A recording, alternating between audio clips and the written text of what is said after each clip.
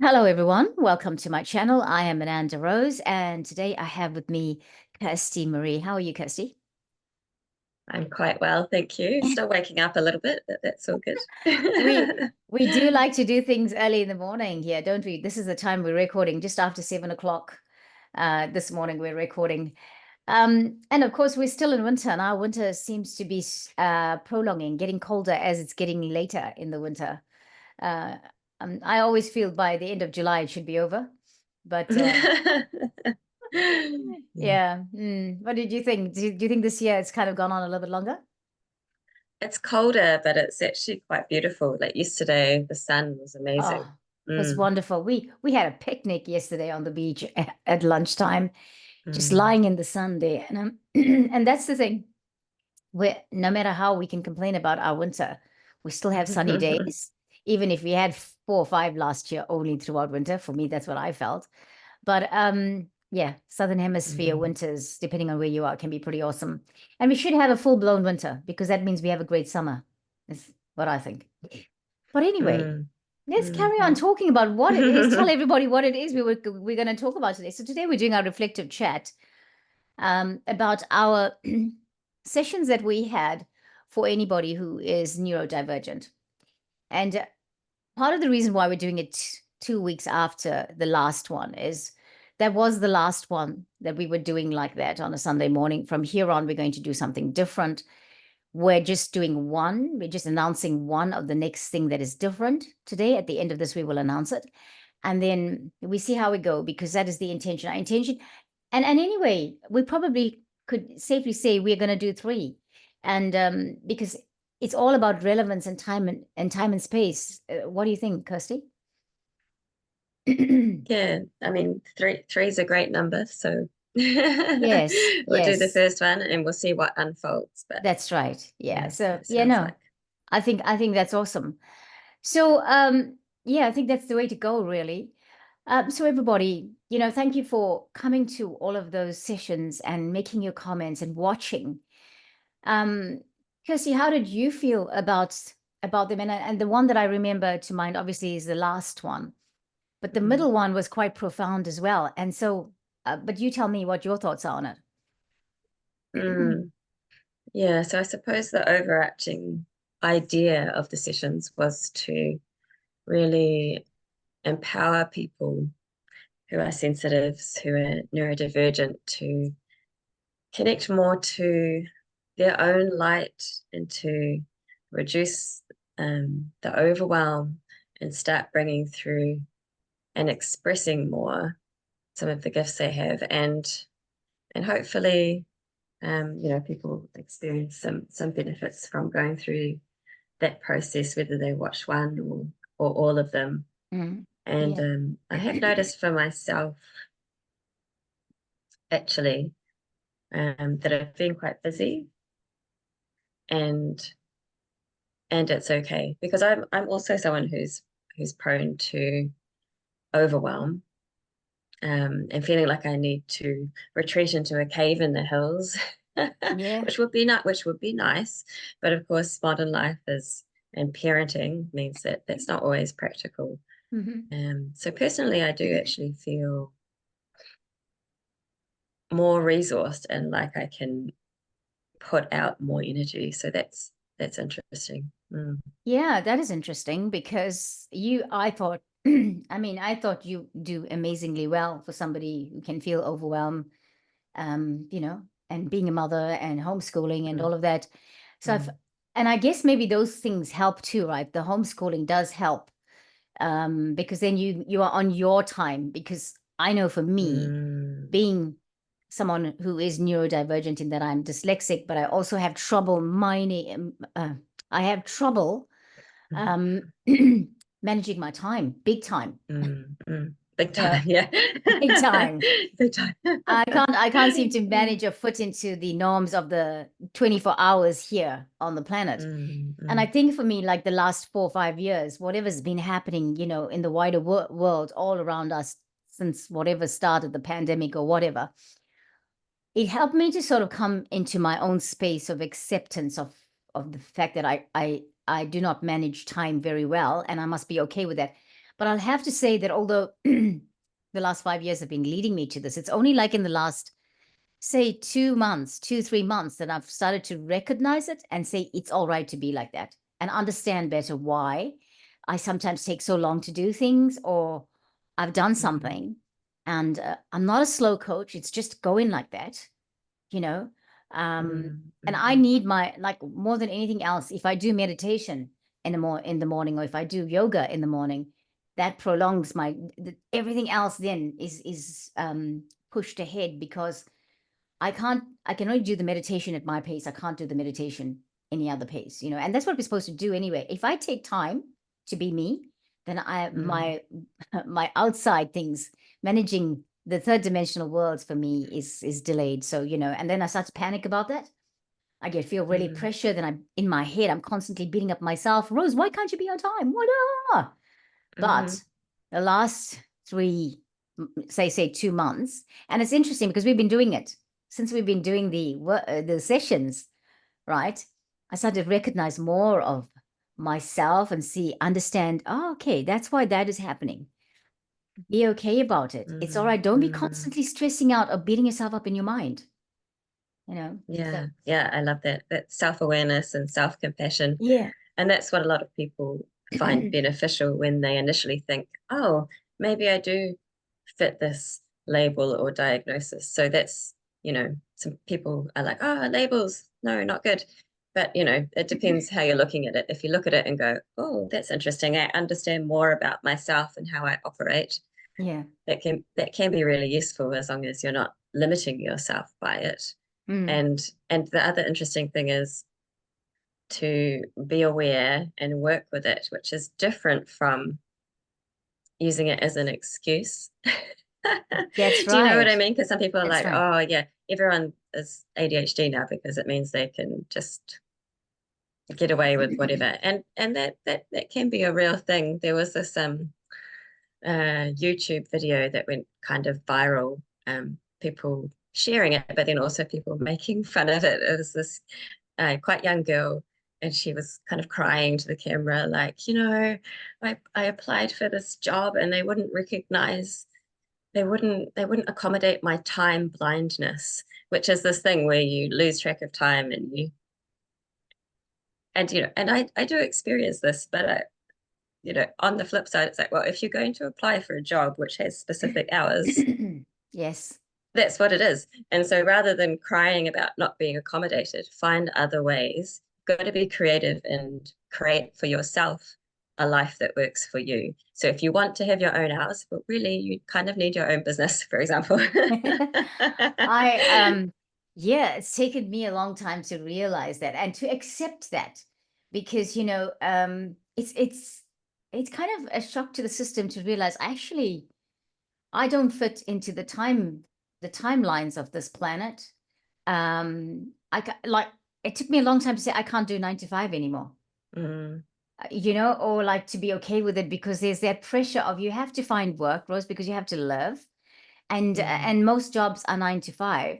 For me, I started to feel very much like sometime like maybe 2015, where I couldn't be like in the corporate world. I just wasn't wanting to be in an office with all the office drama, right? And that was, and I just abhorred going into the office. It was cringing, and I would do everything to delay myself to go there. And so that's more than just about like time management. That's about saying, I don't really want to be there, right? It doesn't fit. Yeah, it just Doesn't doesn't fit. fit. It doesn't fit. And even when I thought, oh, it's probably this organization that I don't want to work for, then I go to another one that's looking wonderful, and then within a month I'm like, oh, I don't want to be here, that sort of thing. And so I think it's just coming into, it's part of there's so much happening now. It's part of that ascension process, and saying I'm over that. But also there's this stuff happening with us that, like, okay, I can't do the timeline anymore. And then starting to realize, okay, what is that? Is it my ascension process? Is it that I'm neurodivergent? What is it? And working with that. But I have to say, the sessions for me really started to help me see me. I know that we were doing this and bringing in light codes. The first one was bringing in light codes. And then we realized, hey, you know what? We need to come back and do another one. And that's when it almost, like you were saying this, you used the word, hey, I think we anchored in the light codes now, and now we need to support people through that, that process of, okay, how do I simulate that? What is next? And then and the third one was about coming into your purpose. So, I felt like whilst we were doing it, we were the facilitators of it. We were also receiving in this time, which is awesome because, it puts us on the same, it puts us in this environment of whilst we're coordinating, we're also receiving, because it's really up to the high vibrational energy. It's up to all of that we are creating down, all of that coming down because of all the energy that we are sort of coordinating here, the environment we're creating here. So yeah, I just felt that was, for me, that was my experience. Yeah. Yeah, that's right. And so we're all powerful creators and co-creators, and much more so when we can be connected to our higher selves. And it's really a great time to be, whatever you want to call it, neurodivergent, out of the box, because everything's shifting at the moment on the planet. Everything's shifting. It really is. Yeah. I'm also finding like I'm coming into contact more now with people who are neurodivergent, and then when I didn't think about it before, but I've noticed now that this is becoming more my reality. And a lot of these people don't know that we've done those sessions that I'm coming into contact with, and then it just sort of like, okay, and then I'm starting to recognize. And the amazing thing about it is that these people that I've come across now, there's about 2 or 3 people in the last month. They are highly intelligent, high vibrational, misunderstood it, and sort of, because of being in the third dimension, like, years ago or whatever, started to find outlets, like in terms of drugs and whatever. And now have come back to themselves, and like no longer on any influence, can't be under any influence. In fact, the body won't have it, the mind won't have any influence, like medication or drugs, abuse of drugs or whatever, because I can't cope with it. Because it's like, this is the shift that we're having with the light codes and the light coming down that's been happening now since 2012, right? It's saying, well, you have to be authentically yourself, and whatever that is fine. You have to be real about it. We have to be real with who we are, So, yeah, I'm just I just was amazed at some things that I heard from these people about what they're doing, about what they understand also about, like, their galactic selves, how they were led to people who would do an Akashic reading or something like that. And like some of the things they're saying, I'm like, oh my gosh, I've been saying that about myself too, like for so many years, and thinking, if somebody heard you, Rose, they think you're crazy. But hey, I just believe we have to come to the forefront and be real about ourselves and be honest about what's coming to our mind, and be accepting of ourselves before anyone else accepts us, or we expect anyone else to expect or accept who we are. We have to accept ourselves for who we are, right? So, Kirsty, like in particular with the sessions, because now we've done them, we've been away from them for like almost 2 weeks. And I'm having to remember. I remember very much for me, what was really profound. Like the first one was, I just can't remember a lot of the first one. I have to go back and watch it to remember it. But the second one, I remember the Mercury dragons and the golden-eyed dragon turning up, the woman standing on the top of the peak. And I was just like, even the language, the light language in that was different. I don't know that I don't think we did a reflective chat after the first one, our second one, right? I'm not sure. I can't remember. We may have. Yeah. We may have. Yeah, so much is happening.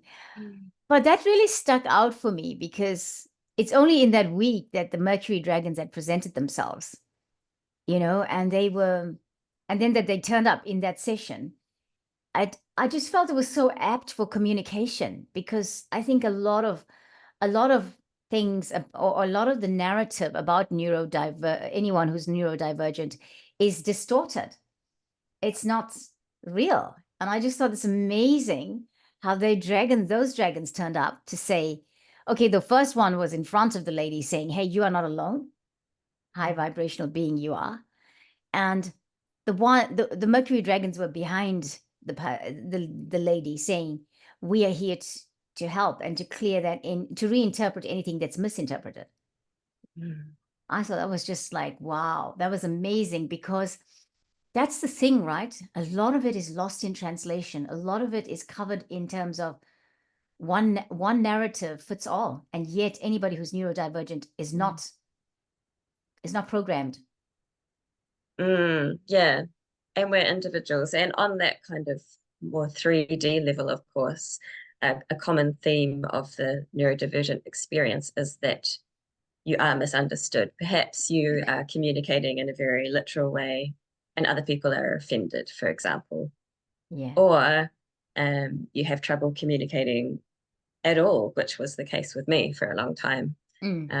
Yeah, I relied on kind of sarcasm and Okay. like catchphrases. And this is when I was a lot younger. I mean, it was very difficult for me to communicate in any authentic way. The words would be in my head, they'd be in my heart, and I just couldn't get them out there. And so we're expanding now into this time of more heartfelt communication, and it's really incredible. Yeah. I think it's a really exciting time. And I was speaking to somebody this week who is neurodivergent, who said to me that they were very excited about the future. And I felt really positive. I felt really happy to hear that, because I feel that I don't know anyone who is neurodivergent that has not had some kind of, I guess, kickback from life here on the planet, and misunderstood, misdiagnosed, undiagnosed, whatever. But also, like, what is diagnosis, right? Because you diagnose, but then we diagnose and medicate. That was all we ever thought about, or well, that was all that was ever thought about. That's the solution for it.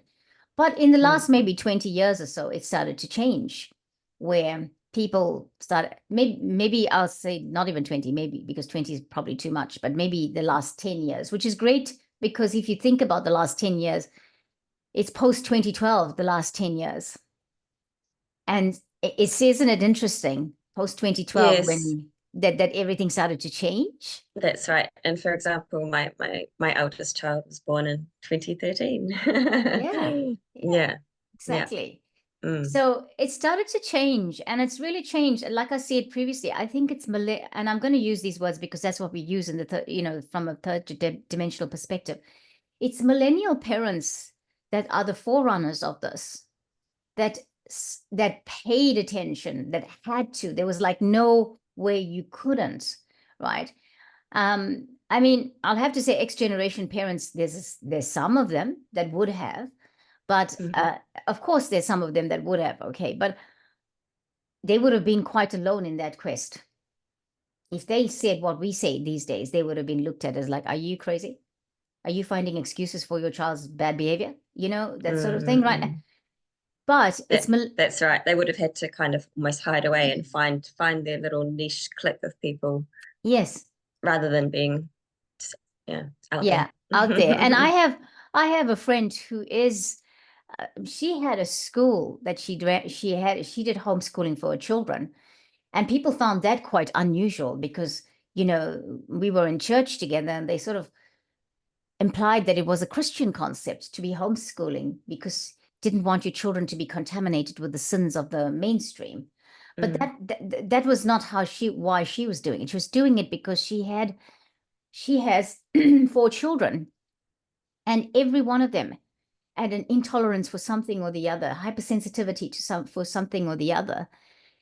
But and then she had one of them who was dyslexic, and the other one had something else. And so she homeschooled from like year 1 all the way to year 13.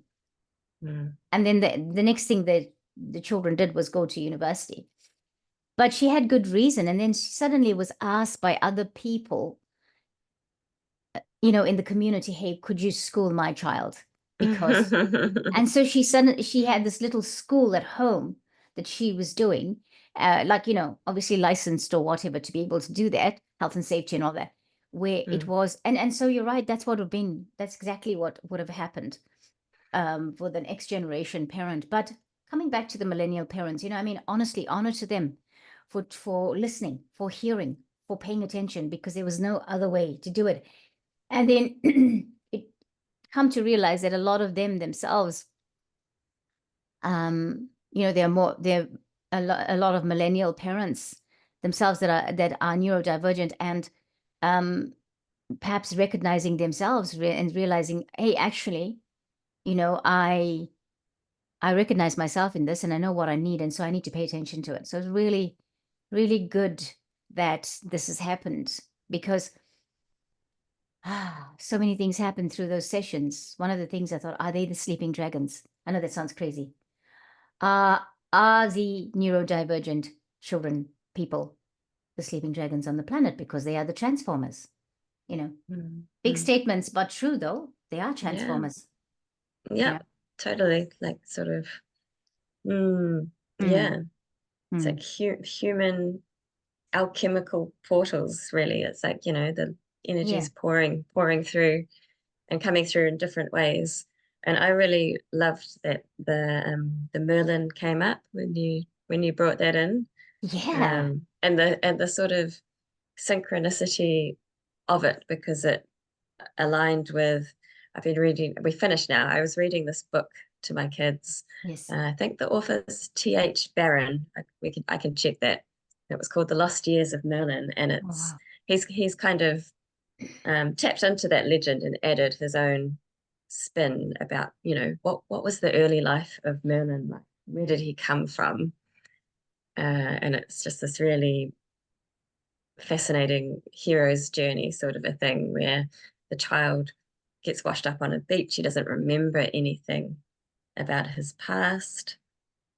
And then a series, I don't want to ruin the story, a series of events, you know, kind of negative events occur to him that he has to overcome, and he goes to find out about his past. And, you know, his abilities are suppressed initially because he has trauma associated with those abilities. Yeah. And judgment. So, you know, exactly what we're saying. Yes. Yes. And then gradually he has to come into aligning with them and using them. This was the key, using them from a place of love rather than fear. And and he's different. And that's because he's Merlin. Yeah. Yeah. Yeah. I just thought it was amazing, all those cards that came out that day, because it was like what, 8 cards. And I thought, okay, 8 cards. Because I just went through the deck, and as I felt guided, took them out. And then after I put it away, I thought, right, how many cards do I have now? Because it's a lot, and I'm gonna have to show these cards. I was like 8 cards. And that was like, wow, maybe too much. But then I thought, you know, kind of apt, maybe alignment, because we were in the Lionsgate, and, you know, 8 is the number. And so why not? Yeah. But you see, the interesting thing about the cards was that, sorry, just a little bit cold. The interesting thing about the cards was that they, you know, they showed the king and the queen, the high priest, and Merlin is the high priest in that oracle card deck, and the high priestess, you know, all of those people that are there to impact humanity, all of those people. But and it's I mean, a king, if you have the right, if the king has the right integrity, the integrity, the perspective of high vibration, which King Arthur was meant to have had anyway, right? And if a king operates like that, then for the good of the people, because it doesn't have to be hierarchical. The the one who is in charge can choose how that plays out. You don't have to be the autocrat. You can be, I don't want to say Democrat because that's been smashed, but Yeah, what does that mean anymore? yeah, but you could be Mm, that king that uses all the strengths of his people and supports them and ensures that food and that everybody has good things. Everybody is eating well, living well, not just being the king that goes and says, I want your tax money. And I don't care whether you have food on your, for your family and mm, yourself, that sort of thing. And so, and anyway, who knows? Maybe kings have been distorted like that too. We don't even know what's true anymore in terms of what is historically coming through, right? mm, But a king of high vibration was what Arthur was meant to be. And so, um, that's it. And, they say Avalon, the kingdom of Avalon, it was a myth, it was a whatever. But what is it teaching us? What is the high vibrational thing that you can take away from it?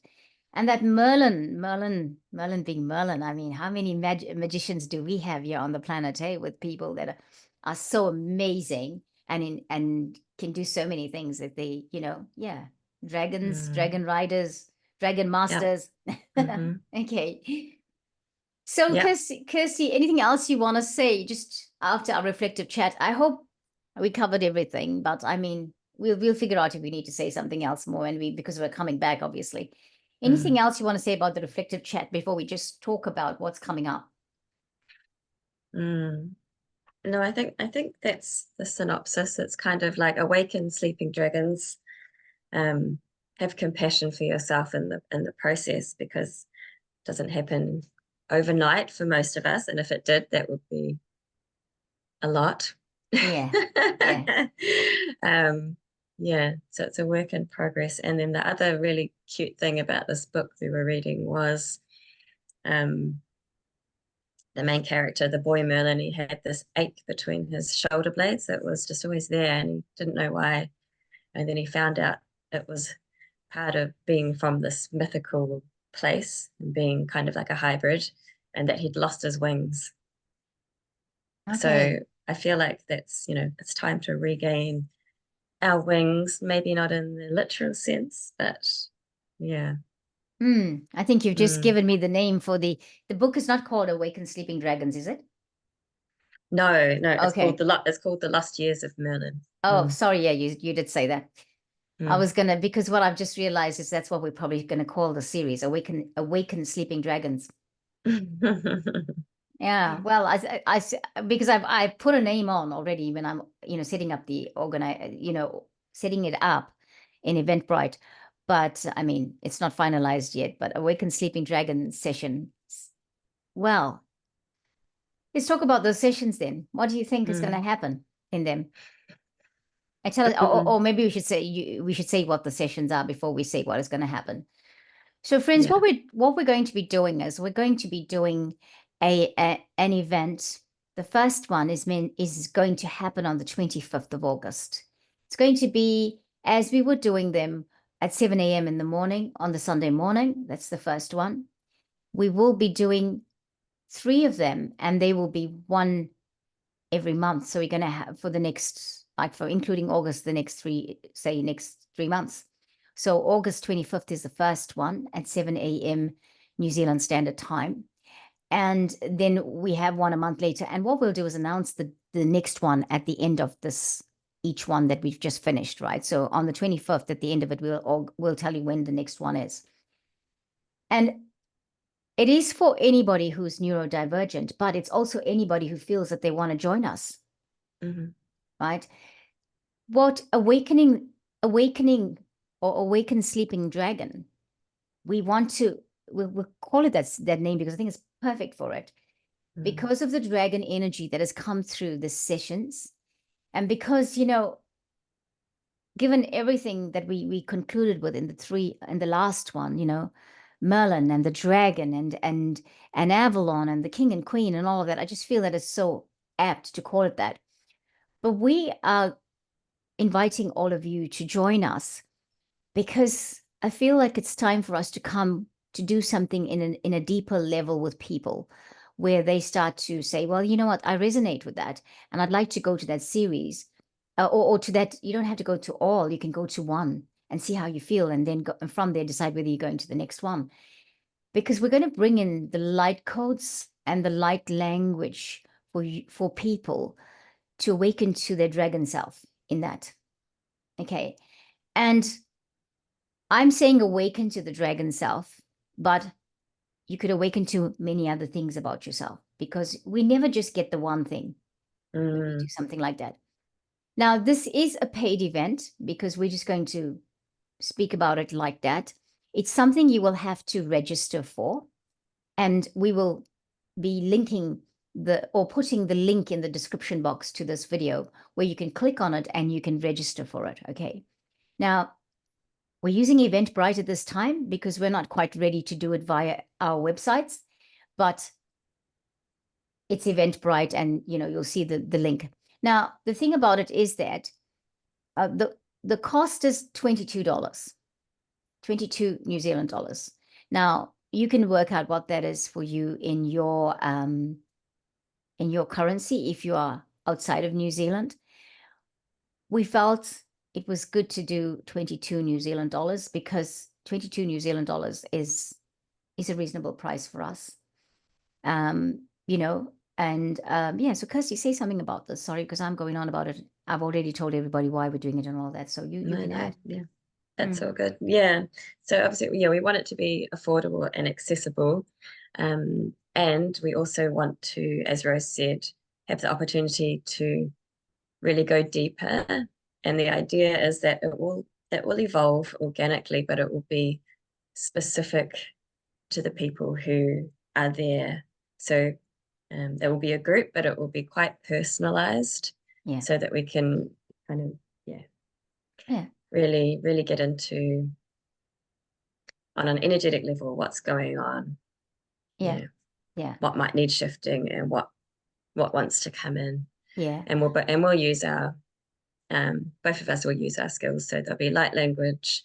I'll probably bring through some of the energetic techniques that I use as part of my energy work modality, whatever feels like it's coherent and cohesive for that group. Yes. See, that's the thing, because we have to tune into the group that's coming in, even though we may not know them personally. And so each one is probably going to be different. But again, that is really up to the person who is signing up for it, who's registering for it. And so what will happen is you'll register for it and you'll get a Zoom link. And then on that day in particular, you will click on the link, come into the meeting, and then we will go through, we will do the session with you. Now, we'll also record it so that we can send you the recording afterwards, so that you have it, later on. And then we'll talk about whether we put that recording up later on anyway, for anybody who is wanting to access it later on. Now, be assured that we are going to make sure that it is a meeting, and a Zoom meeting, not a webinar, but we will make sure that everything is private so that no one can see who's in there. And Kirsty and I will be the speakers, and you will be working with us. Like, you'll be listening and we'll be the ones on screen. So you won't be, but you'll be able to view the meeting. Okay, so we will ensure that happens with that meeting. Okay. Yeah. Right. Anything else, Kirsty? No, nothing specific. I just, really looking forward to seeing what comes through, and co-creating and going really deep. Yes, indeed. Thank you. Me too. And for whatever reason, it just feels like this is the right thing to be doing. This is the next step for us to be working with people who want to go deeper. And so, really looking forward to catching up with all of you at the time. And, we really look forward to taking this journey with you, because, I'm also taking the journey. And yeah, just get in touch if you feel like you really want to be in it, but hey, you know, might not be able to afford to pay for it. I'm going to say, get in touch if that is the case, okay? And then we'll work something out, because I feel like if you feel really strongly that you want to be in that, but you know, you just can't be. There is a thing of you can get the recording later, but you know, it's really up to you how you do it. But also just get in touch if you just feel that you cannot afford it. You know, I will work something out with it, or we will work something out about that. So friends, thank you so much for watching. I know it's kind of, I feel like we've been a bit too quiet, but it's early for us. And it's been a lot of late nights and early mornings for me this week. Probably for you too, Kirsty. But yeah. So we'll catch you next time, and I will come back and remind everyone about this event. And we're so looking forward to seeing and meeting all of you. Yeah. Great. Thanks, everyone. Thank you. Bye-bye. Oh, well. Namaste. Bye. Take care. Oops.